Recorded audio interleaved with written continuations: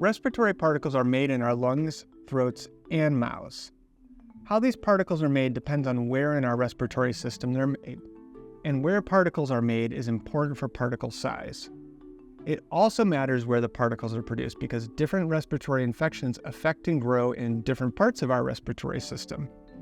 For example, some are more likely to grow in the nose, some in the throat, some in our upper lungs, and some in our deep or lower lungs. Since the germs that cause respiratory infections are caused by the particles we produce, it matters where the main point of infection is. Overall, we find that smaller particles tend to be emitted from deeper in our respiratory system, from our lungs and throats, whereas really big particles tend to come from our mouths or nose. And remember, it's these particles that carry germs out into the air around us, and the smaller ones last longer in the air.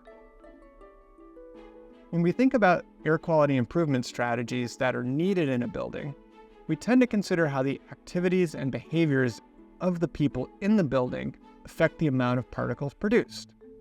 That's because different respiratory activities produce different amounts of particles, such as breathing, talking, singing, coughing, or sneezing. In general, we exhale more particles in 1 second when we cough or sneeze than we do when we're talking. And we emit more particles when we're talking than from only breathing. In fact, in 1 second, talking produces about 10 times more particles than breathing. And coughing and sneezing each produce about 10 times more particles than talking, which is therefore 100 times more particles than breathing. However, we need to consider that we have to breathe all the time, while we only talk some of the time, and we cough even less often, even when we're sick. Once we account for the time we spend doing these different activities, we find that the differences are not so big in their overall production of respiratory particles. It's not possible to come up with a perfect estimate, since the amount of time people spend talking depends on what's going on, and how much someone is coughing depends on how sick they are. But we can generally say that during an hour of time, talking produces about twice as many particles as breathing. And if someone is sick and coughing or sneezing, they might produce like 5 or 10 times as many particles as breathing over an hour. When it comes to breathing and talking, we also need to consider the activities going on in a space. Think about a gym versus a library. In a gym, people are breathing hard and fast.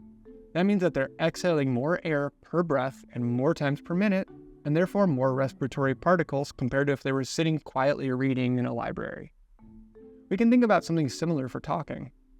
Consider a cafeteria or a community dining room versus a library or a TV room. When people are talking loudly, they emit more respiratory particles than when they're talking quietly.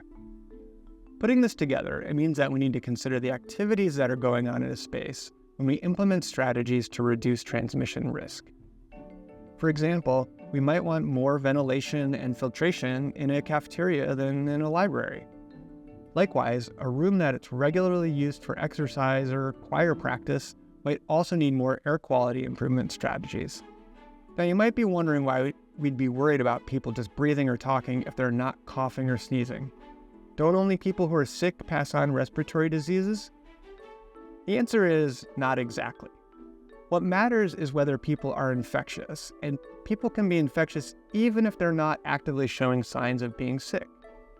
This means that someone who otherwise seems healthy could still be emitting germ-carrying particles that can make other people sick. You might sometimes hear this called asymptomatic or pre-symptomatic transmission, but all this means is that people don't have to look sick to be infectious. So our air quality improvement strategies are best implemented all the time, regardless of the perceived health of the people in our buildings.